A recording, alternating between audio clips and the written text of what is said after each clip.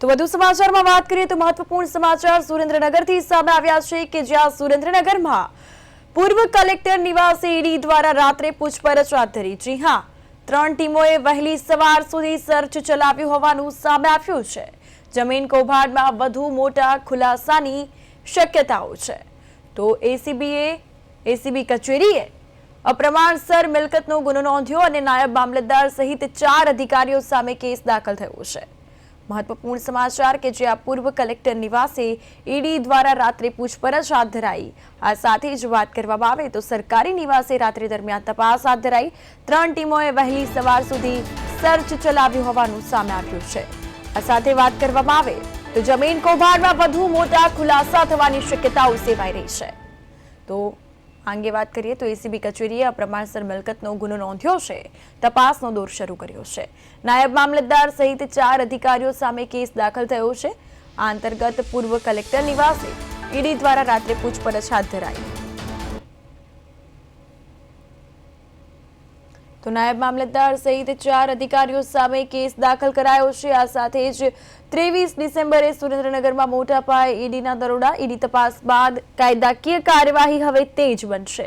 નાયબ મામલતદાર સહિત 4 અધિકારીઓ સામે કેસ દાખલ.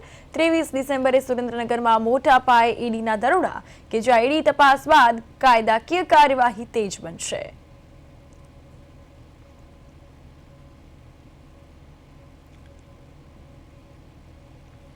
ઈડી તપાસ બાદ કાયદાકીય કાર્યવાહી તેજ. આ સાથે જ નાયબ મામલતદાર સહિત 4 અધિકારીઓ સામે કેસ પણ દાખલ કરી દેવામાં આવ્યો છે.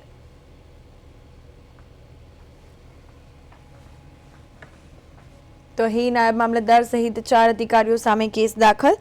23 ડિસેમ્બરે સુરેન્દ્રનગરમાં મોટા પાયે ઈડીના દરોડા. ઈડી તપાસ બાદ કાયદાકીય કાર્યવાહી હવે તેજ બનશે. 23 ડિસેમ્બરે સુરેન્દ્રનગરમાં મોટા પાયે ઈડીના દરોડા. ઈડી તપાસ બાદ કાયદાકીય કાર્યવાહી હવે તેજ બનશે. તો નાયબ મામલતદાર સહિત 4 અધિકારીઓ સામે કેસ દાખલ. 23 ડિસેમ્બરે સુરેન્દ્રનગરમાં મોટા પાયે ઈડીના દરોડા. ઈડી તપાસ બાદ કાયદાકીય કાર્યવાહી હવે તેજ બનશે. તો નાયબ મામલતદાર સહિત 4 અધિકારીઓ સામે કેસ દાખલ કરાયા છે. 23 ડિસેમ્બરે સુરેન્દ્રનગરમાં મોટા પાયે ઈડીએ દરોડા પાડ્યા. ઈડીએ રેડ કરતા જ તપાસ બાદ હવે કાયદાકીય કાર્યવાહી તેજ બનશે.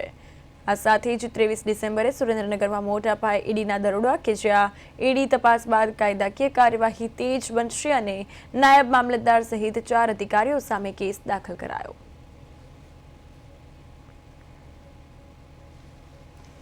તો ઈડી તપાસ બાદ કાયદાકીય કાર્યવાહી હવે વધુ તેજ બનશે. નાયબ મામલતદાર સહિત 4 અધિકારીઓ સામે કેસ દાખલ. 23 ડિસેમ્બરે સુરેન્દ્રનગરમાં મોટા પાયે ઈડીએ દરોડા પાડ્યા હોવાનું સામે આવ્યું છે.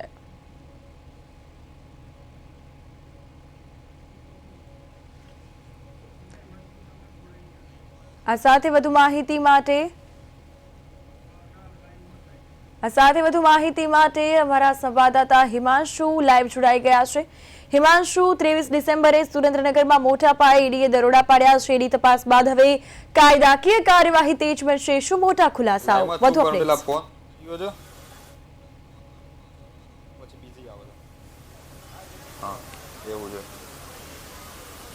હિમાંશુ, આપ સુધી મારો અવાજ પહોંચી રહ્યો છે?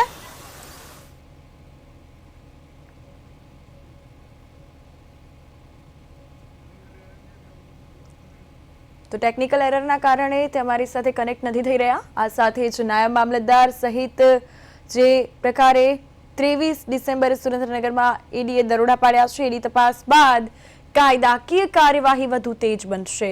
નાયબ મામલતદાર સહિત 4 અધિકારીઓ સામે કેસ.